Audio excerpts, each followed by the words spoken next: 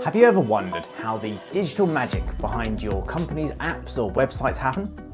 It's all thanks to developers, the masterminds turning coffee into code. But even wizards need a wand, and lately they've been waving around a new one. AI chatbots like ChatGPT.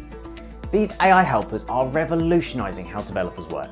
They're like having an assistant who can write code, translate tech jargon, and even check for digital errors, all at speed of light. But before you get dazzled by the prospect, let's consider the whole picture.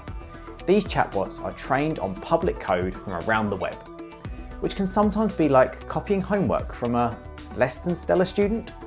They're quick, but they might not always be right. What if the person training your staff was good-hearted, but had a few bad habits?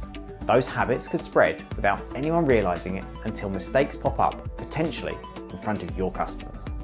For developers, using AI is tempting when deadlines loom, but if that AI learned a few tricks from the wrong crowd, it might suggest ideas that look good on the surface, but hide problems underneath. The moral: embrace AI's potential to enhance your business tech, but remember, a human touch is irreplaceable, especially regarding quality control.